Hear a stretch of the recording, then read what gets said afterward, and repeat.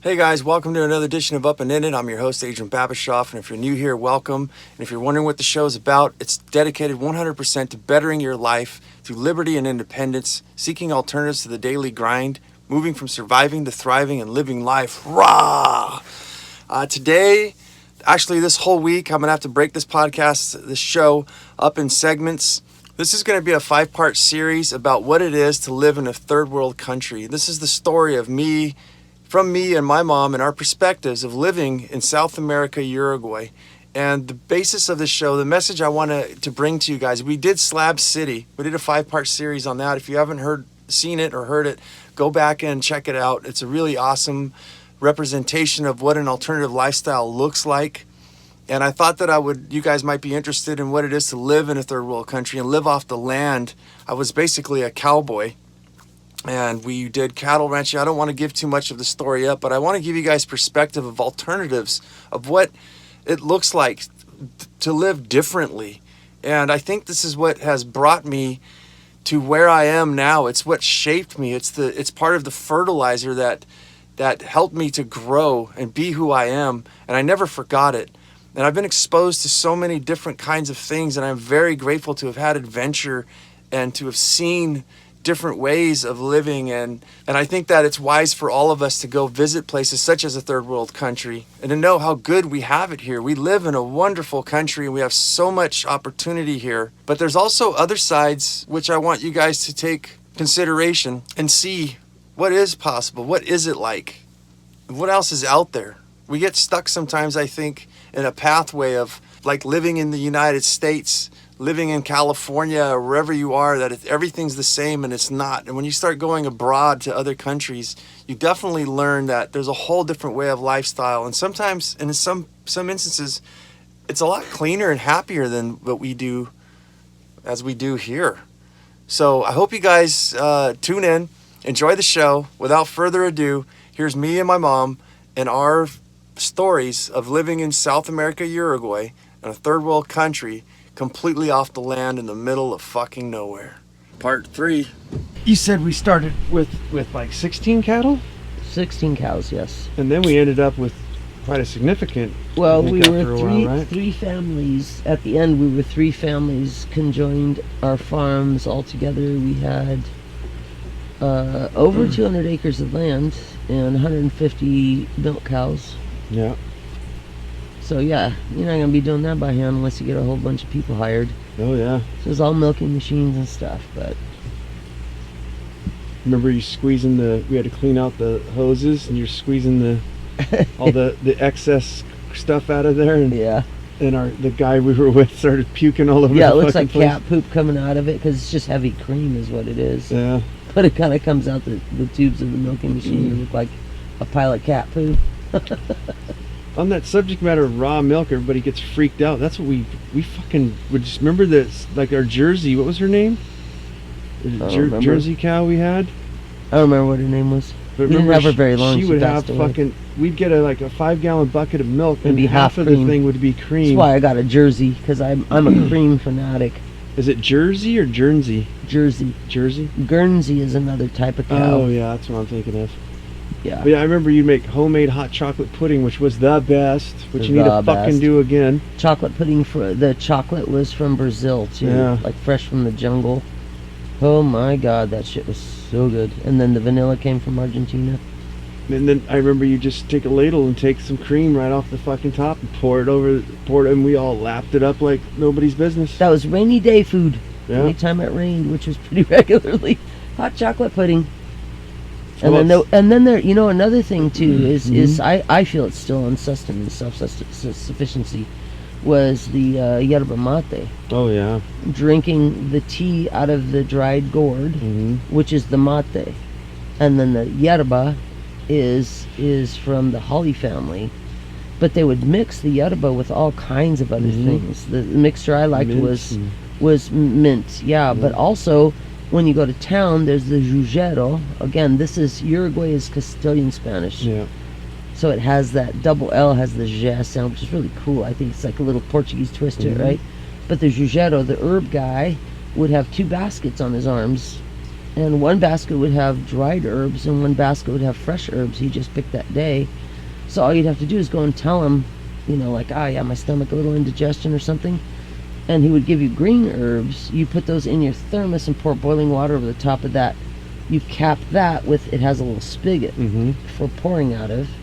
And then your dried herbs went in, whether it was mint or whatever, or dried orange peel. There were all kinds of things they would add to it. And then you would pour. So the green herbs, fresh herbs, the volatile oils would float to the surface from the boiling water. You pour that into the dried herbs, let that sit and saturate, and then you've got the metal spoon, the bombilla in Uruguay, that you drink out of.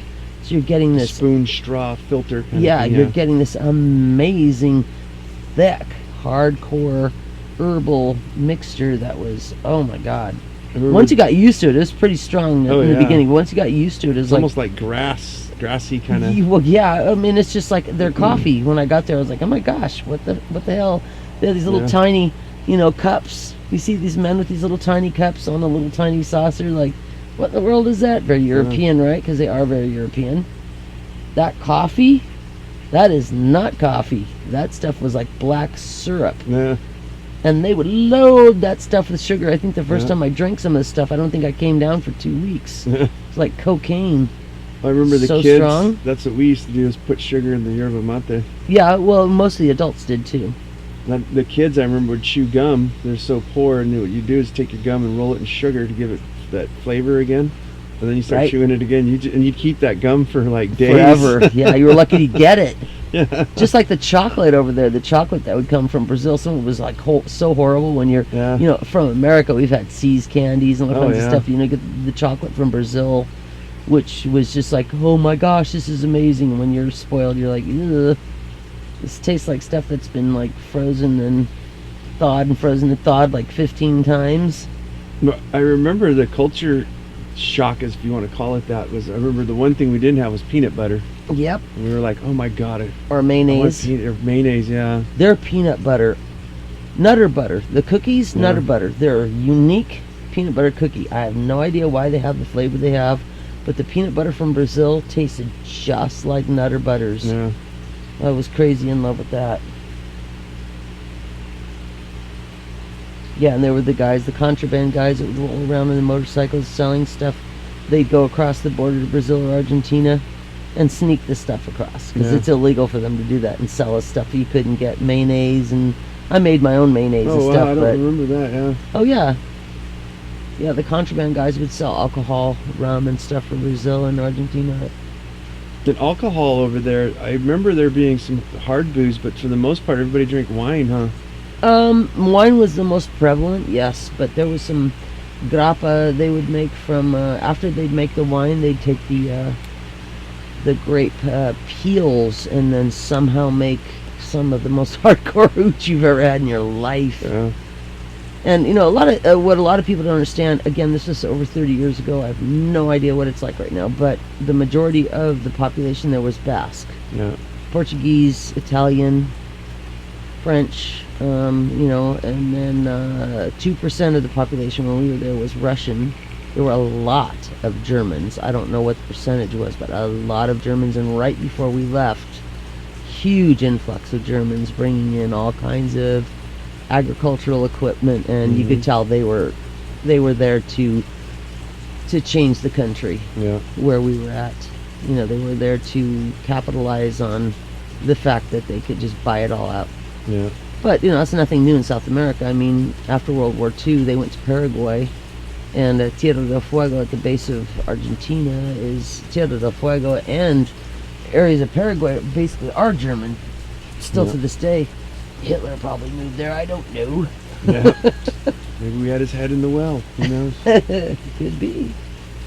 Well, I remember a lot of sense of community too. I don't know if you want to touch on that. As I remember, we went and helped out the Sanchez's and the oh yeah, the Sanchez and the I can't remember the last name. The girls. Yeah, the girls and the other ones, the Novelas. Enrique and Novelas. Yeah, the Novelas. Yeah, we worked with the local people there, the farmers, back and forth. They helped us, we helped them. So it was a big. We were the sense of only community. Americans to do that were there. Yeah. I don't know if you know that, but we were the only ones that would do that. I remember working so fucking hard. I remember hoeing by hand, barefoot, the remolachis, and I remember you did not look up towards the end of the row of remolachis. Like, you just keep your head down, because if you keep looking to get to the end, you're gonna wear yourself out. But Well, I remember the fact coming is, you'll home, just head for another falling row. dead on my bed, face first, passing out. Yeah. I remember that distinctly. I've never worked that hard since, before or after. And like, Really? yeah, that was like, I don't know. As a kid, I think I just went until that battery, like, Yeah. it just went out. Were you there helping us when we baled our own hay with Yeah, the horse? I was going gonna say that earlier. Yeah, Yeah, man. Whew. Yeah, I stabbed Enrique in the hand with the pitchfork by accident. You know, when we're throwing the bales on, you got to grab it. Went right through his palm. Yeah, that would hurt. Those were long days. Yeah. Harvesting all of that. First of all, taking the horse and the cutter and cutting it all. Just 150 acres of just cutting and cutting and cutting and cutting and cutting and cutting, and that just takes it, cuts it, and it rolls it and lays it till the sun dries it out. Then you come back with another type of piece of equipment that flips it over so that it can dry the other side. Yeah. And then you go through and there was pitchforks with a tractor and a flatbed trailer, and with pitchforks feeding it onto the trailer, and someone's on the trailer stacking it and tamping it down. Then you get trailer after trailer after trailer, and you go to the baler and you're dumping it into the bale machine, and the horse is going in a circle. Yep. And the bale machine is run by the horse, moving it in a circle, and it's creating the bales, and then you wire them at the end, and then you've got a bale. Yep.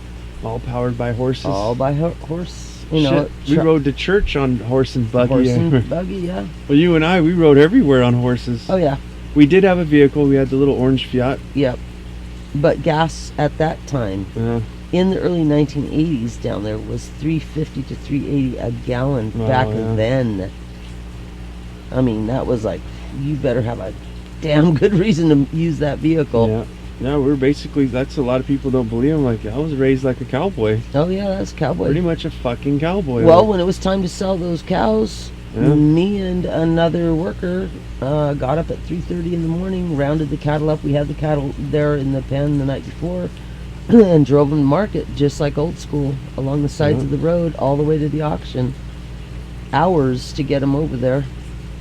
And I remember it wasn't that far, but it was a distance. I was like 9 years old, herding at least 18, 16 heads of cattle. I remember there being more, by myself, taking them from our house to Grandpa's. Yeah, that's when we first started out, yeah. It was down an alley, and it wasn't that hard. The cows knew where to turn after a while. Sometimes they'd straggle off, and you'd go. Yeah, there wasn't many places for them to go, but it was something, and you were just a little kid. The scariest thing I can remember is trying to get a cow off this little embankment. It was raining, and that's one of the first times I almost died. The horse, she slipped, and her foot, she rolled over with me on top of her, caught my horse. Oh. Caught my foot in the stirrup, and it started rolling over me, basically like a jelly bean. Squeezed the air, and I felt everything come out of me, and I thought I was gonna pop. Yeah. And then got right back up, and my foot was stuck, so I'm stuck back on top of her, out of breath, and just went, well, then kept riding. Yeah. Get the cows in the fucking place. That's what you do. Yeah, lots of accidents can happen on farms for sure. Well, I don't want to veer off too much, but I contribute the hard work and stuff because I was raised that way in a third world country. That's why why I'm so fucking perfect of a human being. Is that I work my ass off, but I have a lot of respect, and my work ethics and stuff comes from being raised that way. I 100% believe, like... Well, you were raised that way long before we went to South America, and long after we came back. We were only there 3.5 years. But for me, that feels like it shaped a large part of my life. We're Russian people. That's the Russian ethic. That's why they did so well when they migrated from Russia to America. The majority of them got super wealthy because of that strong work ethic, just like you find the Hispanic people and the Asian people here that know what it is to do without sacrificing, work hard. Yeah, there's nothing wrong with it. I love it, Yeah. personally. You know, I love seeing the fruits of my labor, you know. Sometimes I miss it. I'm like, Yeah, certain aspects. certain aspects for sure. I definitely remember it being a lot of work. When we came Lots back of work. here, Continuously. I remember I made you guys all laugh. Like, we're going over the rainbow, like Dorothy. Everything. We're going from black and white Right. to color. Yeah, yeah, truly, we all had to work so hard. A big part of that only was because we had to learn. Yeah. I mean, I personally, we were there for 3.5 years. I personally felt like after 3 years is when I started to really get it, and probably could have done a whole lot better. I mean, yeah. No, we always can. We always No, I'm saying I learned so much, and I'd Yeah. gotten into the rhythm of it. You were It took about acclimated. 3 years where I was like, Yeah. okay, now I know what I'm doing, you know? God, there's so much that I want to reflect. I don't want to bounce it around everywhere, but I guess ringing it in here is like, what could you say though? Like, in contrast to the way we live now and everything, and like, I mean, how did that feel? Like, we produced all of our own chicken feed, our own foods, most of everything we fucking did. Was it worth it? I guess would be one of the questions. Like, all the hard work and everything. Like you said, the pride that you feel about growing your own food, butchering your own meats and everything. Like, how do you feel about that now that we're here doing this? You know, how do you feel about that now that we're Well, now you know? that I'm educated What did you learn? much more about permaculture and other ways Mhm. of doing things, Oh yeah. what a relief. I still believe in producing our own stuff and self-sufficiency, but that was a lot of work, Oh, 7 yeah. days a week. Personally, at the time, it wasn't my decision. I would have never bought a dairy. Yeah. In fact, dairy animals in general, like, I'll let someone else do that who loves that, and I will barter whatever I do, Yeah. which For a gallon of honey is fucking what I milk. wanted to go Yeah. into in Uruguay, and barter for cheese and milk and this and that, because that's 7 days a week, Mhm. twice a day. Yeah. And it was horrible. You had to separate the babies from the mom in order. We were producing milk to sell to the local cooperative. Yeah. It wasn't like we were just producing milk for ourselves. Yeah. We were mass producing milk to sell to a cooperative, so it was a factory type thing, and the babies were separated from the moms. I don't agree with any of that. Yeah, I remember we had a field where we had the China berry trees, and that was part of my job too. Was going first. We started with rubber nipples. Mhm. Then we had the big glass Just bottles. wine bottles. Yeah, wine bottles. I'd fill them up with milk and just stick it down their throat, and they would same thing. Eyes roll to the back of the head, like fucking give it to me. Yeah. Yeah, again, like I said, if I'd have known then what I know now, I'd have done Yeah. things a lot differently. But, you know, you learn. At least we had the experience of it, you know. Well, you know, one thing I did want to bring up in Yeah. self-sufficiency was the China berry trees. Like, the way Yeah, I did too. the way they were about self-sufficiency is that you did not ever cut the tree down. You kept trimming off the top of the tree. Select the larger branches, a few small ones, and leave it. It's like a bouquet of flowers on the top. We had 35 to 40 trees that were there as a windbreak for the animals. Mm-hmm. They were Shade. there as shade in summer, but also to produce our firewood. So you Mhm. selectively cut, and every day we had a beautiful wood stove that I designed, and had an iron worker actually build with a baffle system in it. And so every evening that wood was green. Yeah. But every evening after we cooked on the wood stove all day, it was still hot. At night, I would stoke it up and then load the oven with all this Mhm. green wood and close it up, and then let the fire slowly cook down, and it worked like a kiln. And it would just, that firewood would be all dried up, ready for morning. Well, how do you feel like that? It seems like, you and I've talked extensively about going back to the land and doing all that hard fucking work, but was it the freedom? I can imagine.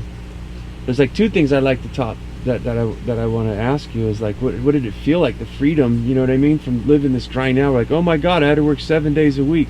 Well, sometimes we do that fucking here, you know, and we're living unhealthy and everything. So how did that feel in the In contrast, you're saying? yeah, in contrast? In contrast, the difference between, as I've said a million times, the contrast of agriculture juxtaposed against technological society and technological existence is that agriculture and nature exponentially grows and continues to give you what you need. Yeah, It's bountiful.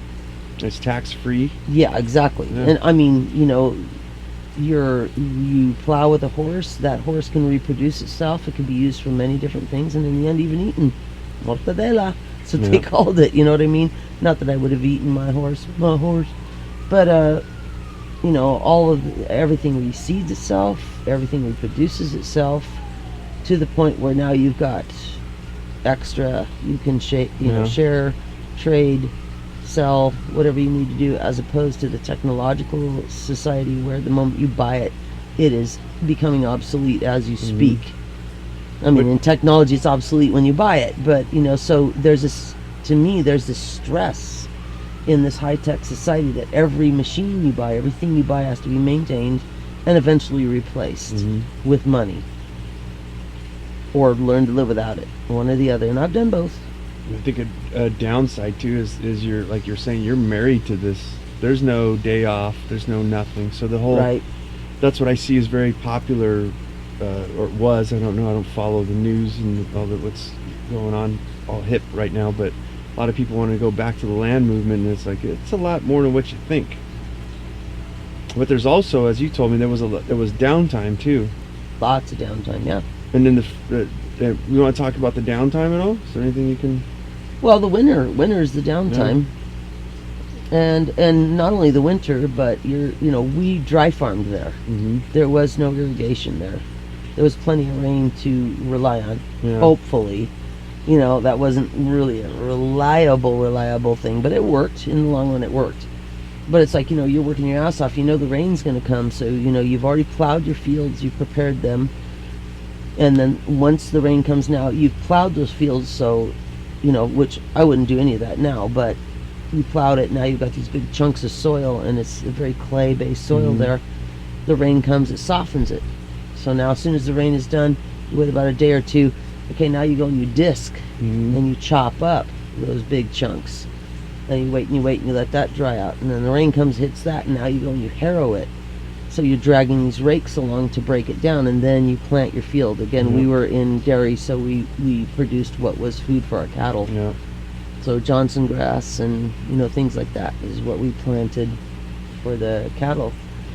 But and then you just cross your fingers. You're just sitting and waiting for that. Hopefully your seed is good. Yeah.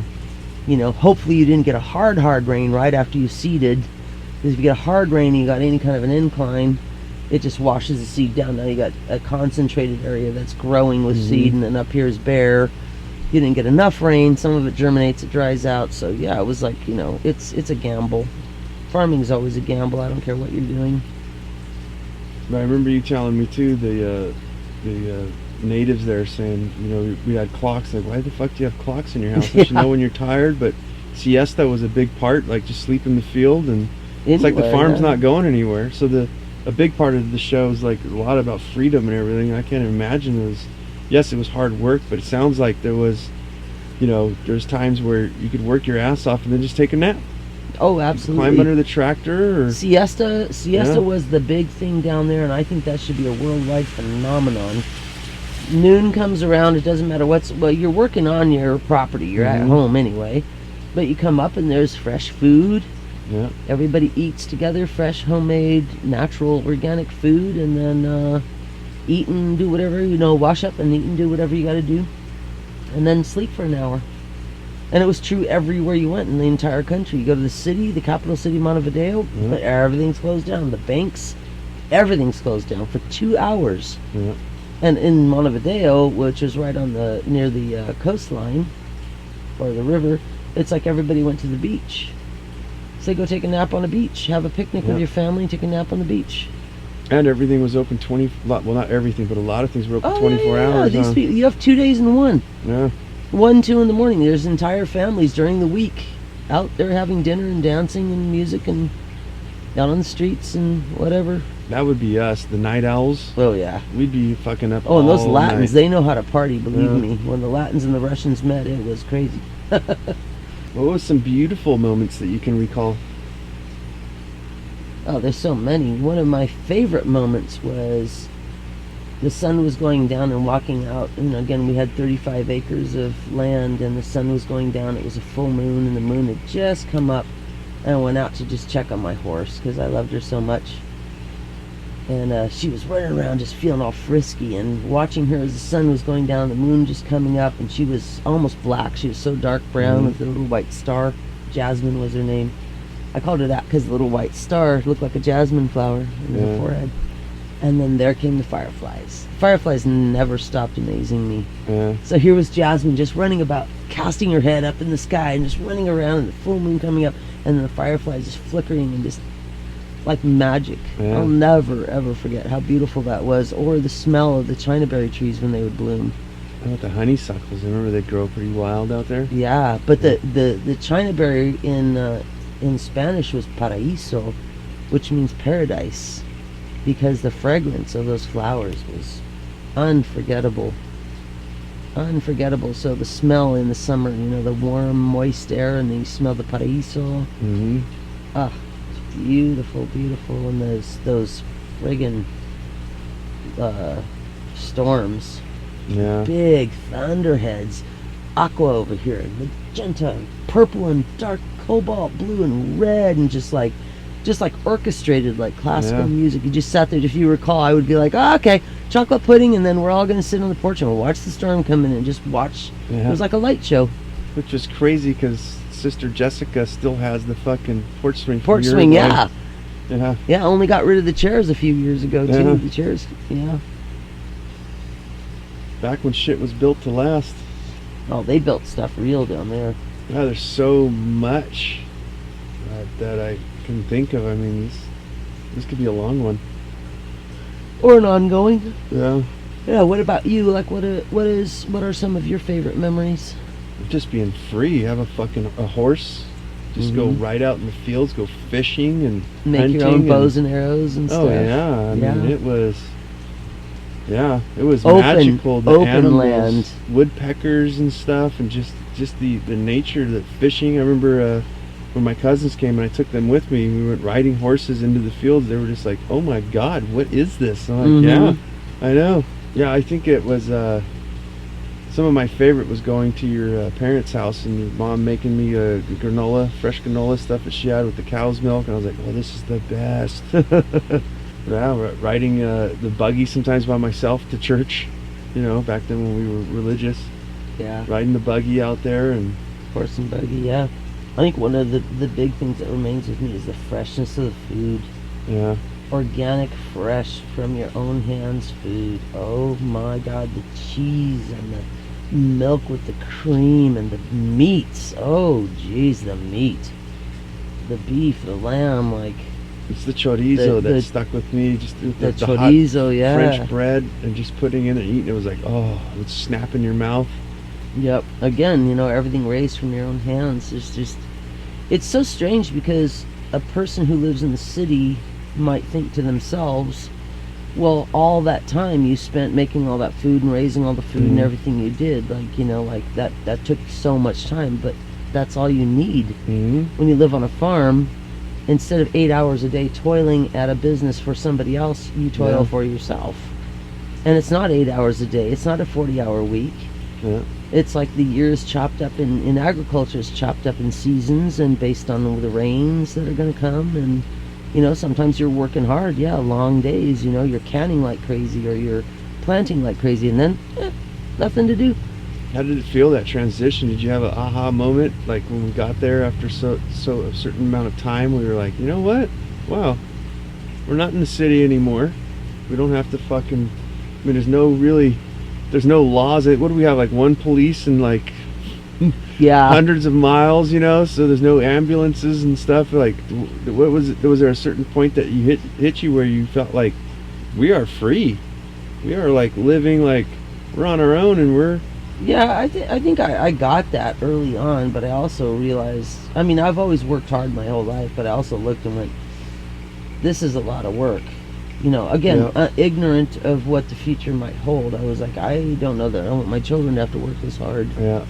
You know, and again, live at somewhat of a poverty level because we did move to a third world country. Yeah. There's not a lot of cash to be made, so it's like, okay. Yeah, you're not going to climb up the ladder. No, it's a big adjustment, you know. And then the considerations, like for me, was that I was a person that grew up in a library. I put myself in the library in school and I read profusely, and I had taken with me 2 sets of encyclopedias, one university level, one high school level, as well as a shit ton of other books. But Yeah. I tore through those in no time, and I was very lonely for good conversation. Let's just say. Yeah. So once I had gotten there, again, I had very little say on anything that had ever happened. Had I designed it, we would have lived right outside of Montevideo, the capital city. Yeah. And we would have worked with the consulate, and we would have done other things, but that isn't the way it went. So there was loneliness and isolation too, Yeah. as well as an aha, we're free, but Yeah. free from Oh what? shit. Yeah. So there was a lot of boredom for me and a lot of fear of the future, because I was only Yeah. in my early 20s, and I was already going, I need more than just farming Yeah. and eating self-sustainable life and everything else. Like, I need stuff in my Yeah. life. Education, for one. I paid $25 American for one National Geographic because I was so into Alexander the Great. And when I was in Montevideo, the capital city, which was 8 hours away, I saw it in a window, and it was, in English. It was in English. My Spanish was pretty darn good, but there was a lot of vocabulary I didn't know yet. Yeah. But I was like, I paid $25 American to get that National Geographic, and believe me, it was like a box of chocolates Yeah. when you're that kind of person. There's some isolation going on there. Oh, big time. Yeah. Huge, big time. No, I can imagine, dirt farmers. Yeah, You know, the everything people out there were was- simple farmers. Yeah. Most of them had never even been to Montevideo, the capital city, let alone beyond Yeah. that. But it was fun because we took a television there and a transformer. We took a VCR at the time. That was the thing, VCR and videos, and set up a theater. And I had an ice cream maker. They had never had ice cream. Oh, I remember that. Yeah. Yeah. Hand cranked one. Yeah, we had the ice cream maker, so I made chocolate ice cream out of our own milk and everything, and then put some Disney cartoons on for them. And they were thrilled to death. Yeah. They were just thrilled to death. It's like all the local kids were invited over, and they were just thrilled to death. At the same time, they looked at me like, so who'd you kill? Yeah. Like, what? Well, you had to have killed someone. There has to be some drastic reason Yeah. why you would leave America and come here. And it was ironic that the Olympics were taking place in Los Angeles at the same time that we moved down Yeah. there.